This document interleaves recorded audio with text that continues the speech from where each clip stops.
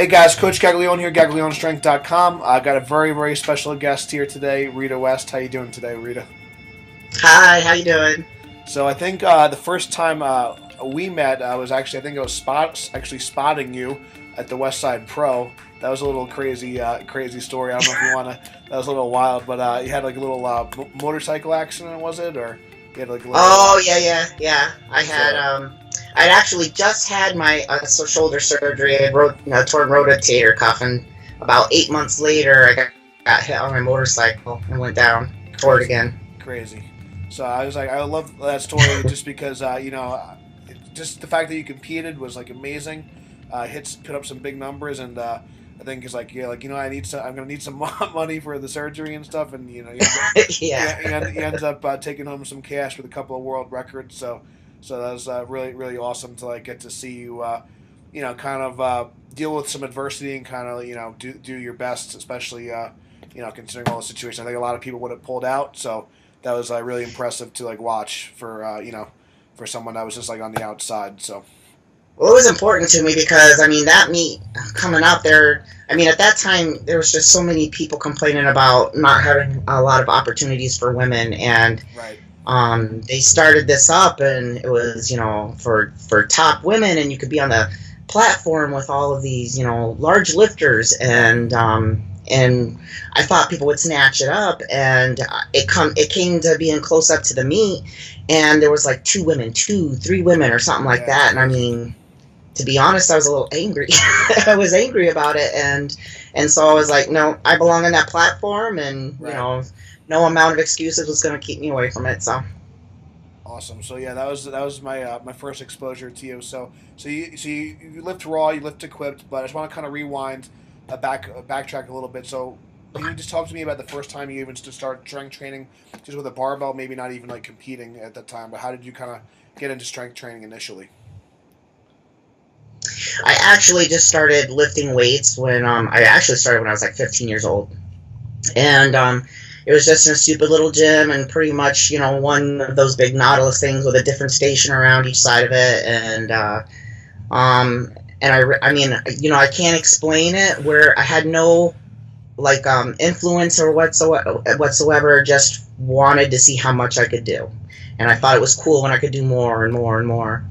But I was only a teenager, and I got away from it for years and had a couple kids, and it wasn't until I was in my mid 20s that I just started going to the gym again, and it got to a point where there was a gym manager that suggested I go talk to a doctor that had worked on his father, who was a power lifter, and they put me in touch with Iron Asylum, and it just kind of steamrolled from there. Very cool. And then talk to me about a little bit like when did you enter like your first competition and what kind of gave you the motivation to kind of like enter your first meet?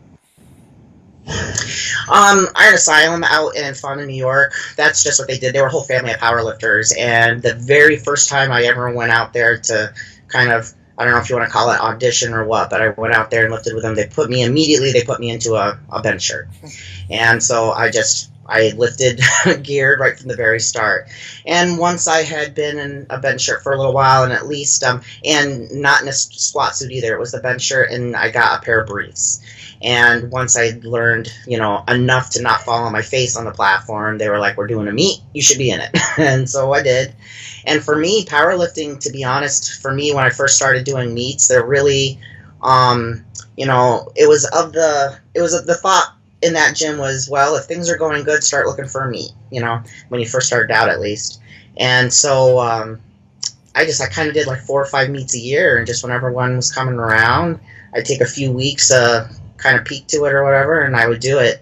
It wasn't this real stressful thing. Had to make weight, and Right. had to prepare and be ready and all this kind of stuff. It was I've been practicing at this for a few weeks. Let's see where I am, and it was a very relaxed way to look at power. At the beginning of my powerlifting was very relaxed. Awesome. So can you kind of maybe pinpoint a moment or like kind of maybe some events that you kind of realize that you can kind of take this really far? So obviously, you've hit some world records, some all-time world records and stuff. When did you kind of know, like, I could be pretty good at this, and I really want to pursue this and kind of take this to the next level?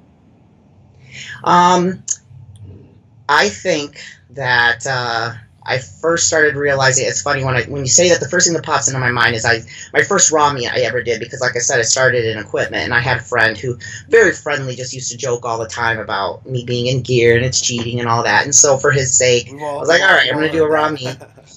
And I think at the time I was squatting, some just over 4, and I opened with like 275 pounds for a raw squat, and I was so embarrassed.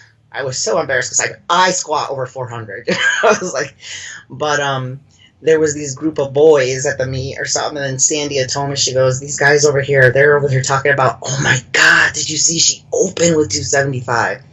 I was like, what? Like, huh? But and to me, I guess I never really thought about the fact that it might be heavy, and and so I guess it was kind of like that. That was probably when I first started paying attention to it. But I was starting to get, some attention, and I was looking at the rankings, and I didn't feel like it should be that strong, but it Right. seemed to be more than what a lot of people were doing at the time. And yeah, so that's when I started getting excited that it might be something that I could actually push pretty far. That's pretty cool, and I think you bring up a good point. Like a lot of there's always someone kind of stronger than you. There's always someone weaker than you. And a lot of this is perception. So 500 pounds to me is different than 500 pounds to someone else. Someone else may be like, oh my god, 5 plates, and Yeah. when you've seen someone, I just was at USAPL Nationals seeing Ray Williams, dunk 1,000 pounds. I mean, just like nothing, and seeing 800-pound deadlifts and all this stuff like kind of routinely, and spotting at the Westside Pro, spotting like a 1,200-pound squat. It's like, it's like after you kind of see something like that, you kind of see what's possible. So I think kind of Yes. being in that group, being with a group of guys, like initially, I'm sure like helped out a lot. So maybe you Absolutely. can talk about like kind of training. You have a great team right now. I mean, I always see, I saw a couple of your guys at Boston. I see you guys at the XBC finals, doing really well. So can you just talk about like the importance of like training with the group and kind of like that team environment that you have at the gym?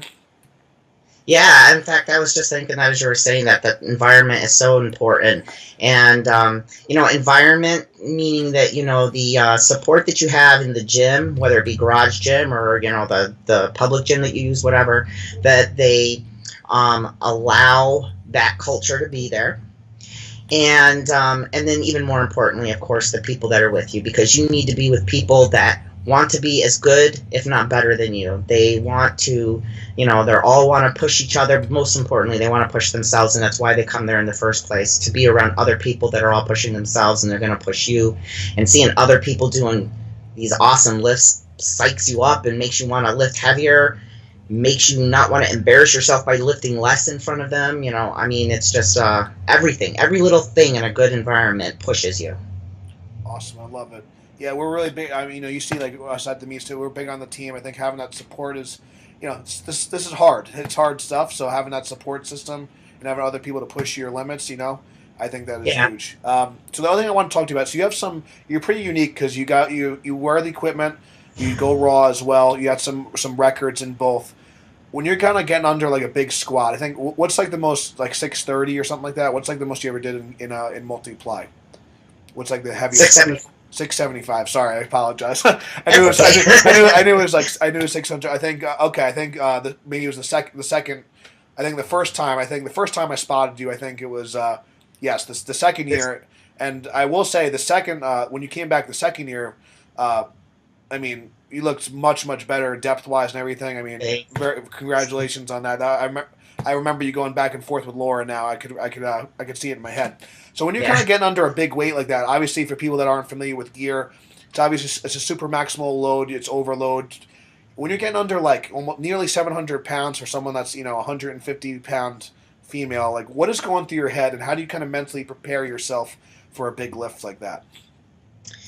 I think it is definitely something that's changed over time with experience. But at this point, I've done heavy things often enough now that my mind's been programmed, rewired, so to speak. It's like just because it's heavy doesn't mean it's not moving.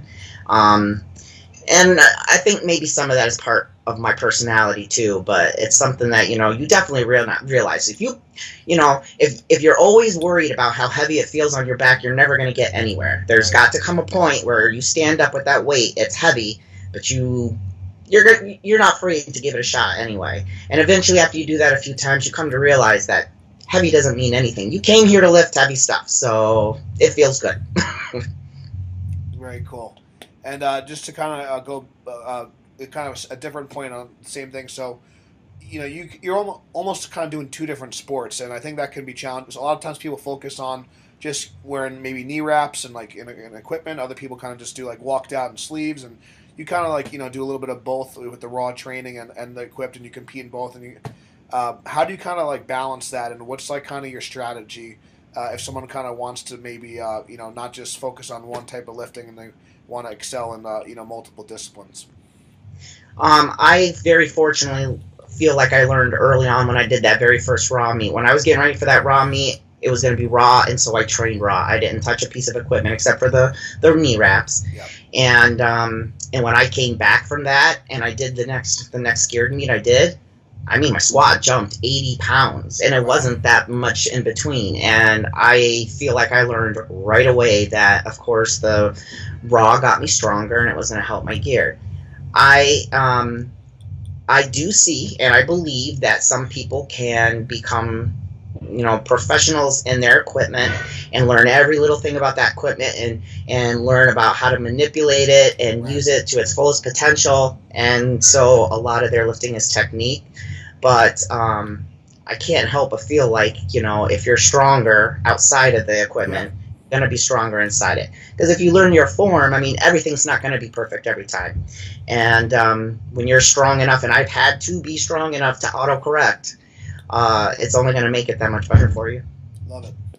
So a lot of people watching probably, I know like a lot of my team is primarily raw. A lot of the newer people kind of coming in are probably starting out raw. Especially with women, is multiply is one thing, single ply is one thing. There's really not like a lot of equipped women as much as I kind of see. If someone was kind of maybe interested in getting into gear, or maybe they're kind of not sure if it's for them, what kind of advice would you kind of give them if they were kind of interested? Maybe maybe it's just knee wraps, maybe it's like getting a pair of briefs, or like a single ply bench shirt. What kind of advice can you give them, and what can you tell like the watchers about just gear training in general? Okay. Well, I would say that, starting out in something like just briefs, that's probably, because, your different pieces of equipment are different, and you throw on briefs and a squat suit and everything, and that gets real intense. Throw on a pair of briefs first and, feel the support in your hips and, go a little bit wider. You can feel the benefits from just a pair of briefs. A bench shirt, you just got to get in it and learn it, so maybe make it a little too big. I suggest you you borrow something from somebody, buy something super used, make sure it fits a little bit looser or whatever, because you can always tighten it up. You can always take it to a tailor and tighten it up too, so, but you just got to be committed, you know what I mean? I was not shown any mercy when they threw me into gear for the first time, but it's just got to be something that you commit to doing, you commit yourself to doing, and it's not going to, it's not going to be super easy right off the bat. You just got to learn how to use it. So don't make it so tight you've got to have, weight that you couldn't possibly handle on your back or in your hands, but yeah, don't go from just lifting in a belt to double ply briefs and a canvas squat suit. Yeah. No. I'm still trying to figure that thing out a couple of years in, so it's pretty tough, but awesome. So let's say I have a lot of kind of beginner lifters too. If someone was kind of just on the fence, maybe just lifting in general, like I said, you got I see the kind of culture you're building at Hercules. You have some very high level lifters, but I also see kind of some newbies too, which is awesome. Because I know with myself, sometimes people almost feel can I come to this gym? Is it okay? Do I need to train before I come there? They're almost afraid. Yeah. They're afraid to walk through the doors. And I know for you, and again, I'm just saying this you're one of the strongest women I know, but you're also one of the sweetest, nicest, approachable women, which is great. And that's not always the case. I think there's kind of maybe a stigma I always say you don't have to be like you could be strong and not be a dick. You know what I mean? So you could be Yeah. nice and still supportive and kind of hard and firm like when you need to. You want to keep it real with them. Yeah. So what's kind of like your advice for someone that's maybe like just kind of afraid to just to get started or even just to get into a powerlifting gym? I think that most often, I know because it's like that here too, and most often if they just come in, just get them in the door, they already feel better, and especially since we have such a large group of women, but even around the guys, and you see that they don't all turn into monsters, people aren't ripping their shirts off and growling. Well, maybe they growl a little bit. Tiny bit. But once you get them in there, and then especially when you see how helpful everyone is to each other, and you see that everybody, even amongst the group that's already exists, is at different levels, then it all just starts making them feel better. And if you can just talk them into just getting under that bar, just get under the bar and see how it goes, and just those little encouragements, just talk them into it a little bit at a time, and they get comfortable real quick. You just got to get them in that door. I find the same thing. I think like once you kind of get them in there and they kind of like, oh, okay, this isn't so bad, It's just that kind of initial. So yeah, I would just like take Rheta's advice, guys. If you're kind of on the fence of going to a powerlifting gym, just try it. Just do a workout, and then maybe that team's not for you. You try another team. That's the worst. That's okay. And what's great is like, and you see it. These powerlifting gyms are becoming more and more common now. It's not like I know like I used to drive like out like an hour to train with this guy, and then here, I mean, like now it's almost too easy. You got like 20, people kind of complaining about 20-minute drives, and it's like, I know, like we're kind of driving all over, trying to figure out how to like use the shirts and everything. Yeah. But all right, awesome. Well, so Rheta, for people that want to kind of find more about you, you could tell us about your gym. Maybe if you have like a Facebook page or anything, like where can they find more about information about you and your gym if they want to follow what you're doing? Well, the gym has a business page. It's Hercules. Let's see, Hercules Gym is a business page on Facebook, and then Hercules Syracuse is like the Facebook of the gym on Facebook. Instagram, it's Hercules_gym_Syracuse. There's a website, herculesgym.net. That's all I have. Cool. But yeah, so I would say probably, and I try to keep up on all of them. There's training videos, there's pictures, ways to get a hold of me on every avenue there. So. And you guys host a couple of meets as well. Like, do you have specific times throughout the year that you host them that you kind of are more? Yeah, we're starting to settle on a few times, and we have one actually next weekend. So like the beginning of November is also always going to be the Beasts of New York. Mid-February is always an Iron Asylum meet. Actually, this is going to be the first year we're running it. It's a tribute to where I started. Oh, that's great. I love it. And then sometimes we always have two meets during the summer: the Syracuse Strongest and Hot and Heavy. The times haven't settled down yet on the months that they're going to be on, but they're always beginning in mid to end the summer there. So. And you could I know those are RPS. All those are RPS meets, or some are like non-sanctioned, or.